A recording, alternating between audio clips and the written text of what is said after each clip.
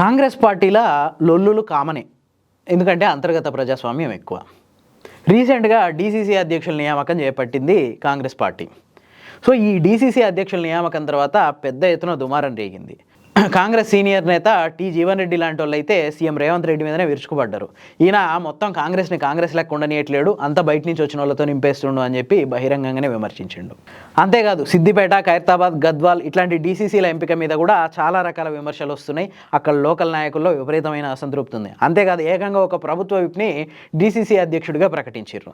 దాని మీద ఆ ప్రభుత్వ విప్పు చాలా గుర్రుగా ఉన్నాడు. ఎందుకంటే ప్రభుత్వ విప్ అనేది కొంచెం ఒక క్యాబినెట్ స్థాయి ఆ లెవెల్లో ఉన్న పదవి. ఎవరైతే ఒకసారి విప్ వచ్చిందో ఆ తర్వాత మంత్రి పదవి కోసం ఎదురు చూస్తుంటారు. అట్లాంటి వ్యక్తిని ఒక జిల్లా స్థాయికి పరిమితం చేయడం మీద ఆ విప్పు చాలా అసంతృప్తిగా ఉన్నాడంట. నిన్నటికి నిన్న నల్గొండ డీసీసీ అధ్యక్ష పదవి మీద అయితే ఏకంగా పెద్ద దుమారమే రేగింది. ఏకంగా మంత్రి కోమటిరెడ్డి వెంకటరెడ్డి సీఎం రేవంత్ రెడ్డికి లేఖ రాసేసిండు. ఇదేంది నాకు తెలియకుండా నా జిల్లాలో నాకు ఆపోజిట్గా ఉన్న నేతని డీసీసీ ప్రెసిడెంట్గా ఎట్లా నియమిస్తావు, ఈయన గతంలో నన్ను చాలా దారుణంగా బూతులు తిట్టిండు అని చెప్పి ఆయన మీద చర్యలు తీసుకోవాలని చెప్పి నల్గొండ జిల్లా ఎస్పీకి కూడా లేఖ రాసేసిండు. ఏకంగా కాంగ్రెస్లో ఇంటి పోరు కామనే అని ముందే అనుకున్నాం కదా, కానీ ఈ నల్గొండ డీసీసీ వ్యవహారం మాత్రం ఎక్కడనో తేడా కొడుతుంది. దానికి జూబ్లీ హిల్స్ బై ఎలక్షన్కి లంకె కూడా ఉంది అని చెప్పి చాలామంది పొలిటికల్ ఎక్స్పర్ట్స్ అంటున్నారు. డీసీసీ అధ్యక్షుడిగా నియమించిన పున్న కైలాష్ నన్ను గతంలో బూతులు తిట్టిండు, ఇమీడియట్గా ఆయన్ని డీసీసీ అధ్యక్షుడిగా తొలగించేసేయాలి అని చెప్పి ఏకంగా ఏఐసీసీకే లేఖ రాసిండు కోమటిరెడ్డి వెంకటరెడ్డి. అసలు పున్న కైలాష్కి కోమటిరెడ్డి వెంకటరెడ్డికి పంచాయతీ ఏంది, ఎక్కడ వీళ్ళిద్దరికి చెడింది, అసలు దీనికి మూలం ఎక్కడుంది అనేది ఒకసారి వీడియోలో చూద్దాం. వీడియో పూర్తిగా చూడండి, నచ్చితే లైక్ చేయండి. ఇట్లాంటి మరిన్ని పొలిటికల్ అనాలిసిస్ కోసం ది ఫోర్త్ ఎస్టేట్ ఛానల్ని సబ్స్క్రైబ్ చేసుకోండి. పున్న కైలాష్ది మునుగోడు నియోజకవర్గం. నల్గొండలో ఒక బలమైన బీసీ నేత ఈయన. మునుగోడు బై ఎలక్షన్ టైంలో కోమటిరెడ్డి రాజగోపాల్ రెడ్డి బీజేపీలోకి పోయిండు. అదే టైంలో ఆ నియోజకవర్గంలో ప్రచారం చేయడానికి కోమటిరెడ్డి వెంకటరెడ్డి కూడా రాలేదు. కాంగ్రెస్లో ఉంటూనే కాంగ్రెస్ పార్టీ తరఫున ప్రచారం చేయడానికి రాలేదు. ఎందుకంటే అక్కడ వాళ్ళ తమ్ముడికి వ్యతిరేకంగా ప్రచారం చేయాల్సి వస్తుంది కాబట్టి.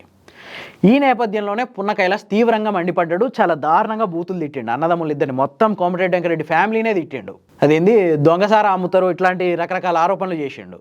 అంతేకాదు నకరికల్కు చెందిన ఒక బీసీ నేత చెరుకు సుధాకర్ని కోమటిరెడ్డి వెంకటరెడ్డి టార్గెట్ చేసి చాలా ఇబ్బందులకు గురి చేస్తుండు అని చెప్పి కూడా పున్న కైలాష్ అప్పట్లో ఆరోపణలు చేసిండు. సో అక్కడే వీళ్ళిద్దరి మధ్య గొడవ స్టార్ట్ అయింది. అంతకుమించి వీళ్ళిద్దరి మధ్య అంతకుముందు పెద్ద తగాదాలు ఏం లేవు. ఇప్పుడు అదే పున్న కైలాష్కి డీసీసీ ప్రెసిడెంట్ ఇవ్వడం మీద కోమటిరెడ్డి వెంకటరెడ్డి కొంచెం సీరియస్ అవుతుండనమాట.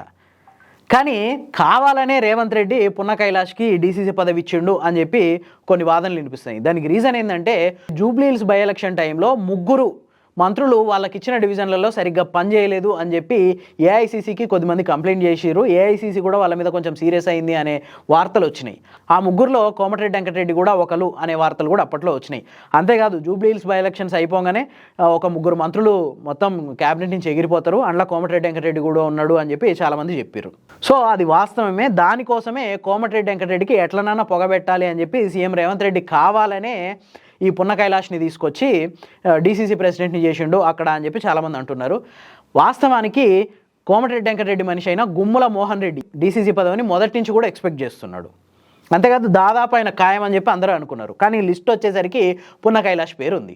దీనికి రీజన్ ఏం చెప్తున్నారంటే ఈ గుమ్మల మోహన్ రెడ్డి అనే వ్యక్తి అక్కడ లోకల్గా ఉండే వాళ్ళతో జనాలతో అతని వ్యవహారం సరిగ్గా ఉండదు, అందుకే గుమ్మల మోహన్ రెడ్డికి కాకుండా పున్న కైలాష్కి ఇచ్చినాం అనేది కాంగ్రెస్ అధిష్టానం వాదన. అంతేకాదు బీసీ నినాదం ఎత్తుకున్నాం కదా, పున్న కైలాష్ అయితే పద్మశాలి వర్గానికి చెందిన బీసీ నేత, సో ఆయనకిస్తే బీసీ నేతకి ఇచ్చినట్టు కూడా ఉంటుంది అనేది కాంగ్రెస్ వాదన. కానీ కోమటిరెడ్డి వెంకటరెడ్డి మాత్రం పూర్తిగా ఇది నన్ను టార్గెట్ చేసే పున్న కైలాష్కి డీసీసీ ప్రెసిడెంట్ ఇచ్చిండని చెప్పి ఆయన భావన ఇది. సో ఈ మొత్తం పరిణామాల తర్వాత ఖచ్చితంగా కోమటిరెడ్డి వెంకటరెడ్డి మంత్రి పదవి ఊడిపోతుంది అనే ప్రచారం ఇంకా ఊపందుకుంది.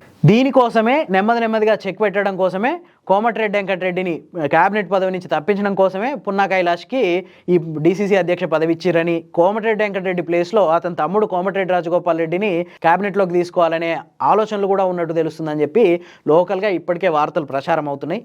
మరి దీని మీద మీ అభిప్రాయం ఏంది? కామెంట్ల రూపంలో చెప్పండి. మరిన్ని పొలిటికల్ విశ్లేషణల కోసం ది ఫోర్త్ ఎస్టేట్ ఛానల్ని సబ్స్క్రైబ్ చేసుకోండి.